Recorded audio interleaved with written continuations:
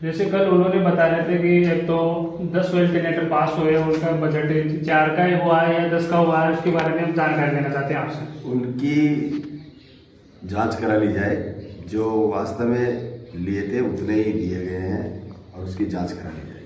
हाँ, और एक नगर पालिका के अंदर खाली पट्टे भी मिले हैं जिसके बारे में हम जानकारी लेना चाहते हैं कि वो खाली पट्टे किसके हैं या किसको बनाने के लिए दिए हैं। खाली पट्टे तो ऐसी कोई बात नहीं कि अगर पैसे लेकर के खाली पट्टे रखते तो क्यों रखता अगला कोई भी, लेकिन खाली पट्टे विश्वास से रख लिए जाते हैं। किसी का पर्सनल मैटर उलझा हुआ हो तो भाई आप कर देना, भर देना, ऐसी कोई उसमें सबके साइन हो रखे थे, ईओ के, चेयरमैन के, बाकी और जो भी है वो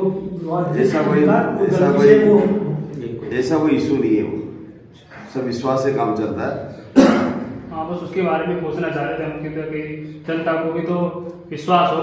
ऐसी कोई इशू नहीं है कि सब विश्वास से चेयरमैन भी एक्सेप्ट कर देता है, ये भी कर देते हैं, लेकिन ऐसा इशू नहीं है कि उसमें कोई भ्रष्टाचार की वो आती है। उसके अलावा जो वो लाइटों की भी बता रहे थे कि वो खुद एमएलए साहब ने ही उसके लिए घोषणा करवाई थी, खुद जो लाइटें लग रही है बड़ी पोल पर, लाइटें ये जो भी उसमें भाई ऐसी कोई बात नहीं है कि विधायक जी ने कहा हो। नहीं, जैसे कल चेयरमैन साहब बता रहे थे कि वह विधायक जी खुद मौके पर थे, उन्होंने पार्षदों के नेतृत्व में घोषणा की थी और उनके साइन भी हुए हैं। अच्छा, विधायक जी ने कभी कुछ नहीं कहा ऐसा। और विधायक जी फिर भी हम आपको कहने आए तो हमारे बारे में नगर पालिका के जो कार्यवाहक चेयरमैन है वो एब्सेंट लगाने की धमकी दे रहे हैं। इस भावावेश में आकर माननीय विधायक जी ने कोई शब्द कहा, उसके लिए हम पार्टी की ओर से, विधायक जी की ओर से खेद व्यक्त करते हैं। यही नहीं, जब नगर पालिका में अभी जो टेंडर लगाए गए हैं वो टेंडर बिगैर कानून सम्मत लगाए हैं।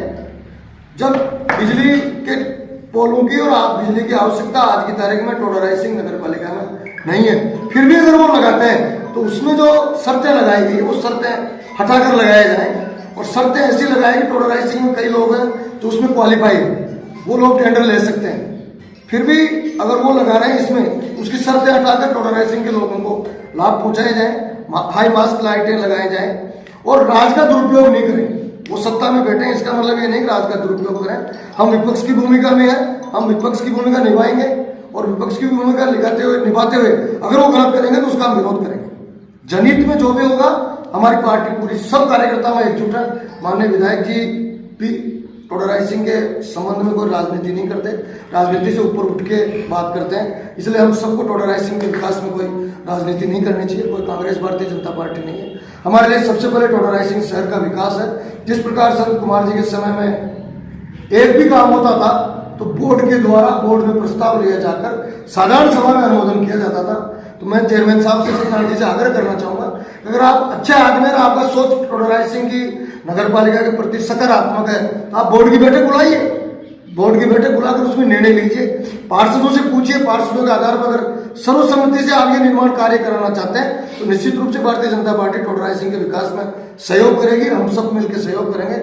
आप सबके माध्यम से मैं इतना ही कहना चाहता हूँ, सत्यनारायण जी समय है, आप पार्टी के लिए, वैसे तो आप हमारी पार्टी के थे, लेकिन स्वार्थवश कहीं कहीं आप भारतीय जनता पार्टी को कमजोर करने का प्रयास नहीं करें। हम निश्चित रूप से कन्हैयालाल चौधरी पर, जिन्होंने टोडराइजिंग के विकास को राजस्थान में अंजाम दिया है, टोडराइजिंग को गांव से शहर बनाया, उसके लिए कन्हैयालाल चौधरी टोडराइजिंग की जनता के प्रति पहले भी समर्पित थे, आज भी समर्पित है।